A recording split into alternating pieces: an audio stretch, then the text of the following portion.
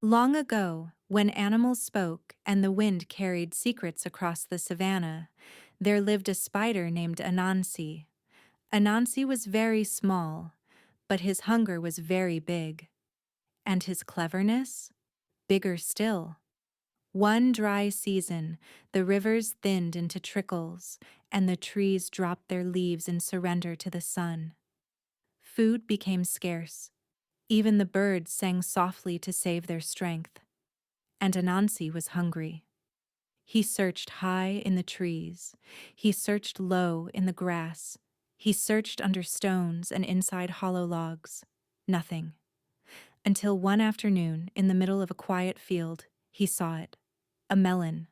Round, golden green, shiny in the sunlight. It looked cool. It looked sweet. It looked like a gift sent directly from the heavens. Anansi rubbed his tiny legs together. "Today," he whispered, "I feast." He rolled the melon under the shade of a tree and tapped it gently. It was firm and heavy. Perfect. He took his first bite. Crunch. Sweet juice ran down his chin. He closed his eyes in delight and took another bite. Crunch. Then suddenly, a deep voice echoed from inside the melon. "Who is eating me?" Anansi froze. His 8 legs stiffened. His eyes widened. He looked left. He looked right. No one. He laughed nervously. "It must be the wind," he said. He leaned in and took another bite. Crunch. The voice came again, louder this time. I said, "Who is eating me?" Anansi jumped back so quickly he nearly tied himself into a knot. If the melon could talk, that meant trouble. If the other animals heard it, they might think he was stealing. And Anansi did not like getting into trouble. So he did what he did best. He blamed someone else. He hurried to find Tortoise, who was resting peacefully nearby.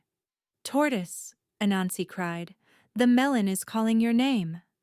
Tortoise blinked slowly. "My name? I am not near any melon." But Anansi insisted and dragged him back to the field. The melon sat quietly.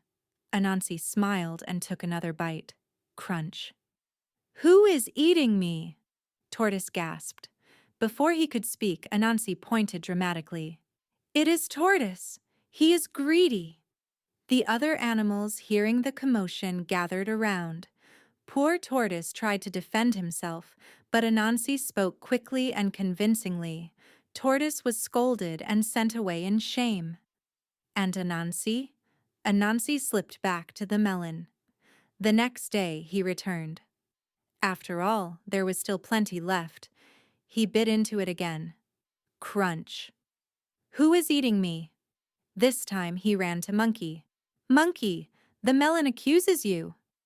Monkey scratched his head in confusion but followed Anansi back to the field. Anansi bit once more. Crunch. "Who is eating me?" Monkey's tail stood straight with shock. "It is Monkey!" Anansi shouted. "Look at him shaking!" Monkey protested, but once again, Anansi's quick tongue won the day. And once again, Anansi escaped. But the animals were not foolish forever. Later that evening, Tortoise and Monkey met by the river. "When the melon spoke," said Tortoise slowly, "Anansi was chewing. And when it shouted," Monkey added, "juice was dripping from his mouth." They gathered the other animals and made a plan. The next morning, Anansi returned, smiling to himself. The melon was smaller now, but still sweet. He took a big bite. Crunch. "Who is eating me?" Before he could run, the bushes rustled. Elephant stepped forward.